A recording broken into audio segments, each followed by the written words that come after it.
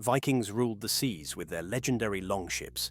Centuries later, their modern descendants have built something just as deadly. Designed in Sweden, this beast moves like a cheetah, turns on a dime, and hits harder than most warships twice its size. It's fast, armored, and armed to the teeth, perfect for lightning-fast assaults in the harsh Nordic environment. That's the CB-90 for you. Let's dive into the story of the combat boat 90, where Viking heritage meets to become the ultimate weapon of modern sea warriors. Emerging from Scandinavia in the late 8th century, Vikings were explorers, traders, and warriors who left their mark across the world. From England to Russia, from the Mediterranean to North America, they dominated the seas between the 8th and 11th centuries. Their ability to navigate, conquer, and settle in foreign lands made them one of the most powerful groups of their time. But how did they achieve this dominance? The answer lies in their greatest weapon, the longship. Unlike anything seen before, Viking longships were lightweight, fast, and maneuverable. They could also travel across vast oceans, allowing Vikings to launch surprise raids, attack deep inland, escape quickly, and explore lands. These Vikings were pioneers who shaped history in ways most people don't even realize. Vikings once traveled to Ukraine, establishing trade routes and settlements deep into Eastern Europe. And let's not forget Leif Erikson, the Viking explorer who landed in North America around 1000 AD, naming it Vinland. That's right, Vikings reached the New World 5 centuries before Columbus, a fact that somehow still doesn't get the attention it deserves. Their longships were the backbone of their dominance in both open seas and shallow rivers. But while the longships disappeared, the Viking spirit never did. Today, Sweden and Norway maintain that dominance over the sea with some of the best trained marine forces in the world. Like their ancestors, they use speed, mobility, and superior seamanship to dominate their enemies. And the CB-90 is the ultimate tool for the High North. The combat boat 90 is a high-speed, high-agility war machine designed to dominate coastal and riverine warfare. Developed by Sweden's Dokstavavit, this beast of a boat has become the go-to assault craft for multiple nations, including the US, Norway, Greece, Mexico, and Malaysia. In 1988, Sweden knew it needed a game-changer for their navy. The old TPBS 200 class was outdated, so Dokstavavit stepped up. They designed the Stridsbot 90C, or CB-90, and delivered 2 prototypes in 1989. The Swedish Navy ordered 120 boats by 1990. By 2002, Sweden upgraded the CB-90 with armor and chemical protection, calling it the Stridsbot 90HS. It was designed for operations in the Scandinavian archipelago, where over 100,000 islands create a maze of hiding spots, ambush points, and strategic strongholds. Now the CB-90 has countless versions. First, the Swedish version, the Stridsbot 90H. This is the original powerhouse, and Sweden has modified it for various roles. The CB-90L is a command and control variant, loaded with computers and communications gear. Then there's the CB-90 Comp L, a mobile command boat that operates at the company level. But the real monster? The Star B-90HS, heavily armored, designed for overseas peacekeeping, and packed with air conditioning, a generator, and upgraded engines. Sweden even tested the CB-90 on Dutch and UK Navy landing ships. Then we have Norway's S-90N, which takes things up a notch. Armed with 2 M2 Browning heavy machine guns and a remote-controlled protector weapons station, and it's not here to play games. The S-90N has a motorized anchor winch that lets it pull itself off the shore. But the biggest shock? In 2004, Norway tested the CB-90 as a Hellfire missile launch platform. The boat handled it like a pro, but they never officially armed it. Why? Maybe they didn't want to reveal just how deadly this boat could become. If you're enjoying this breakdown of the CB-90, make sure to hit that like button. It helps. But what makes it so deadly? Let's talk about its raw power, unmatched speed, and brutal firepower. At just under 52 feet long, a beam or width of 12.5 feet, and a draft of just over 2.5 feet, it has a max height of 15 feet. The CB-90, which can weigh up to 20,500 kilograms when fully loaded, aims for quick operations and fast deployment.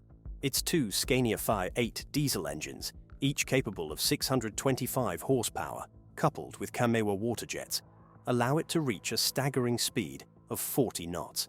A great deal of naval vessels have historically used an ordinary propeller and steering system, to help move the ship forward or backward. But these tried-and-true methods have many shortcomings. However, the CB-90's water-jet propulsion solves these flaws. Two Rolls-Royce water jets on the bottom of the CB-90 draw water through an intake directly beneath the ship. As the water rises through the inlet, it passes through an impeller, and as a remarkable amount of water is forced through a small hole in the impeller, the water's velocity and pressure rise. This motion drives the ship forward, and water escapes through openings on the rear end of the water jet. As the water passes through the impeller, a reverse bucket shuts off, causing the ship to move backward. Imagine piloting a CB-90 at full speed. Would you give it a shot? Tell us below. This CB-90 can perform razor-sharp turns at full throttle, adjust pitch and roll angles mid-movement, and even stop within 2.5 boat lengths, which is called a crash stop, and it's the boat's signature move. In simple terms, this boat can dodge, weave, and operate close to shorelines, making it ideal for surprise landings and covert missions. It may also be launched from a range of ships, fit under shorter bridges, and approach the coast quite closely without worrying about running aground. The boat's firepower is another advantage.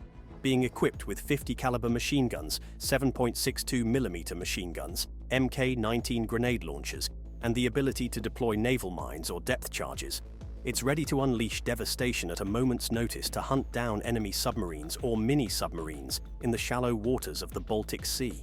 The CB-90 HSM variant even features the Saab Trackfire RWS, a remote-controlled weapon system that adds even more precision and lethality.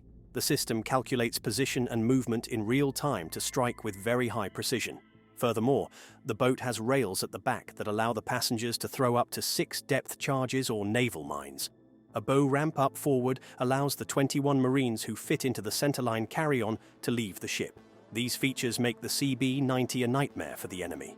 But speed alone doesn't win battles. Since modern battles are fought from a greater distance and are an arena for high-tech solutions, the new concept for sea warfare close to the shore is tethering.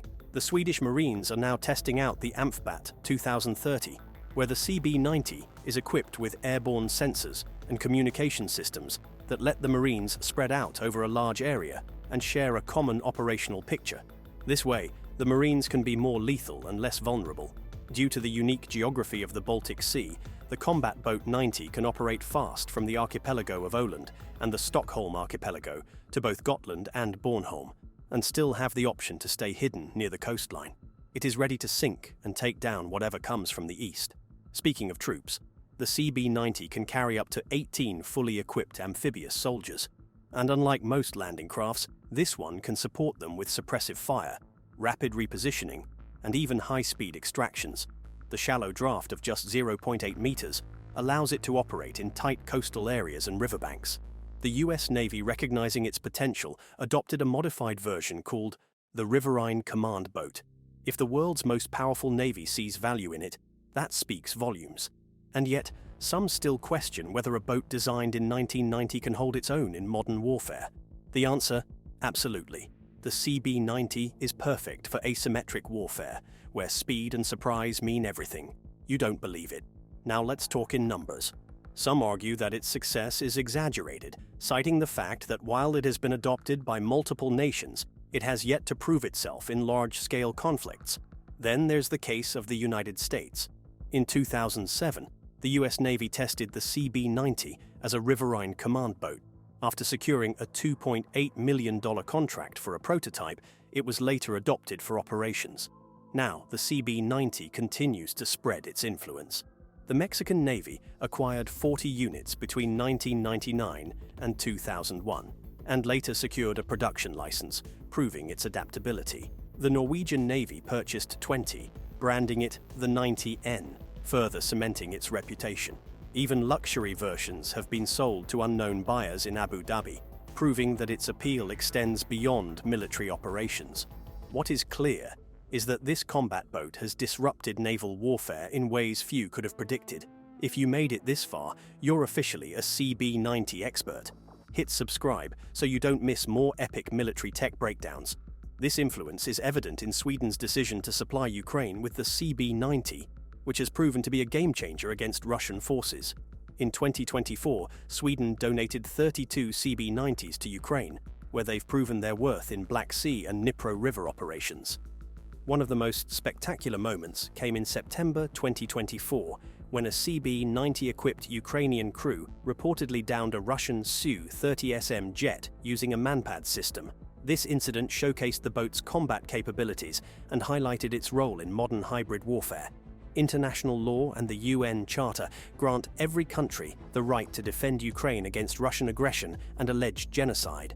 Back in Sweden, the CB-90NG model is deployed with the 1st and 4th Marine Regiments, conducting heightened surveillance missions in the Baltic Sea, including responses to suspected undersea cable sabotage in January 2025. Internationally, the CB-90NG competes with several regional counterparts. Finland's Germo-class landing craft lacks the CB-90NG's firepower and advanced electronics. Norway's Skjold-class corvettes boast superior firepower, including anti-ship missiles and a 76mm gun, but their cost, $125 million per unit, places them in an entirely different category. Meanwhile, Russia's Project 0316 Raptor-class patrol boats offer a closer comparison, with speeds of 50 knots and similar troop deployment capabilities. However, it's a shameless copy, and the CB-90NG surpasses the Raptor in terms of electronic warfare, surveillance, and overall mission flexibility. Now, the Swedish Ministry of Defense declared on January 30, 2025, that it will provide Ukraine with 16 more combat boats 90 as part of a $1.2 billion aid package.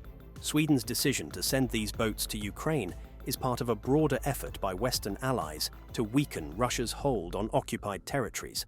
The country is now stepping up its response to Russia's aggression in Ukraine. Russia's response has been predictably hostile.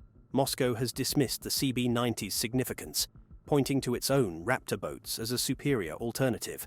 However, the reality tells a different story. Despite being slightly larger, the Raptor lacks the CB-90's advanced engineering and combat capabilities.